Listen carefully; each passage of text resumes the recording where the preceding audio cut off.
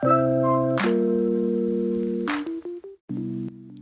guys, and welcome back to my channel. If you're new here, my name is Nikki and today I'm going to be showing you how to make my chicken quesadillas. Now, if you're like me and you absolutely love Mexican food, this is the recipe for you. So let's go and get started. Okay, so the first thing you want to go ahead and do is season your chicken. I'm using chicken tenderloins today, and I'll be seasoning them with garlic salt, some Everglades fish and chicken, and some ground cumin. Go ahead and season your chicken however you like. However, I don't recommend leaving out the cumin because that's what's going to give it that Mexican flavor. And if you haven't tried the Everglades fish and chicken seasoning, I highly recommend that you do. It's locally made here in Florida and it is amazing. And guys, just a disclaimer, when it comes to Latin food, I tend to eyeball the ingredients. It's just in my DNA. I can't help it. But don't worry, I'll be sure to leave a list of ingredients and measurements in the description box below. So once you have your chicken seasoned on both sides, we're going to go ahead and start prepping our veggies. I'm using 1 whole green pepper and 1 medium-sized yellow onion. Go ahead and chop them up. Now, if you don't like veggies, you can go ahead and skip this part. And if you don't eat meat, you can of course leave out the chicken. This is the way we like it in our house. My husband was never a fan of veggies, but over the years, I've finally gotten him to eat them. I find that the veggies give it a really nice flavor. So let's get started cooking our chicken. We're going to add some extra virgin olive oil to a medium-sized frying pan and set your heat to about a medium-high heat. Once your oil is nice and hot, go ahead and add your chicken. Now what we want to do here is seal our chicken, and this is something that I started doing a few years ago and it just made a world of a difference. Your chicken is just moist and juicy. So what you want to go ahead and do is cook your chicken on one side for about 1 minute, flip it over and cook it for about another minute on that side. Then you want to flip it over, and as you can tell, our chicken is still raw on the inside, but our edges are sealed. So what that's going to do is just help retain the juice and that moisture inside your chicken.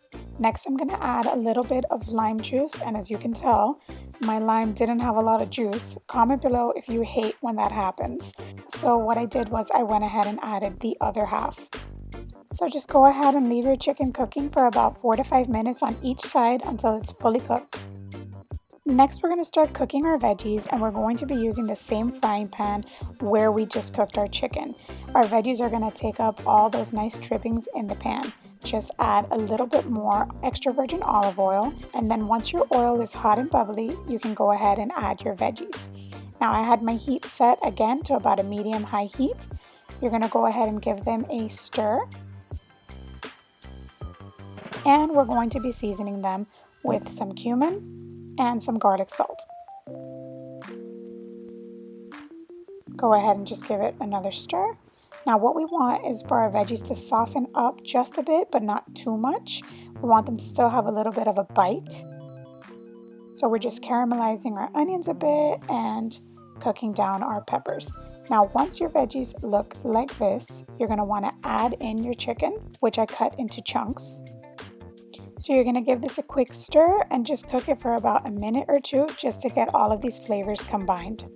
After about 2 minutes, go ahead and take your chicken and veggies off the heat and set them aside. Next, we're going to start assembling our quesadillas. Today I'm using soft taco flour tortillas. I find that they're the perfect size for this. So set your stove to about a medium heat and take your frying pan. Yes, we're using the same frying pan we cooked everything in. We're going to add some butter. Once your butter melts down and is nice and bubbly, we're going to go ahead and add in our flour tortilla. Now we're going to start filling our quesadillas. So add in your chicken and veggies. Try not to overfill them like I did, but if you do, it's going to be delicious either way. Add in the cheese of your choice. Today I use mozzarella, but you can use a Mexican blend or a 3-cheese blend. This is what I had on hand.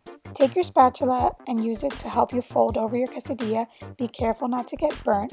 Let your quesadilla cook for about 3 to 4 minutes on one side, and then give it a quick flip and let it cook on the other side until it's golden brown. Remove it from the heat and add butter in between each one of your quesadillas. So here I'm going to show you another way that you can do it. What I did was I left out a little lip of the tortilla so that it would be easier for us to fold over. So again, just fill it, add your cheese, and flip it over. Now, depending on how your stovetop cooks, you may have to leave it a little bit less.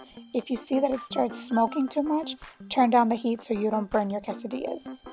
Now go ahead and just repeat these steps until you have the amount of quesadillas you want. I found this recipe was enough for about 5. And this is how they turned out. They were so golden brown and crispy on the outside, ooey gooey cheesy on the inside with that moist chicken and those delicious veggies. Go ahead and pair it with a couple lime wedges and some sour cream. For a healthier option, you can use Greek yogurt. I used plain Greek yogurt, and trust me guys, you can't even tell the difference. If you like some heat, go ahead and add a few jalapeno slices and enjoy. Guys, thank you so much for clicking on the video. I highly recommend that you give this recipe a try. If you do, leave me a comment below letting me know how you liked it. Don't forget to like, share, and subscribe for more delicious recipes. Thank you so much for watching, and I'll see you in the next video.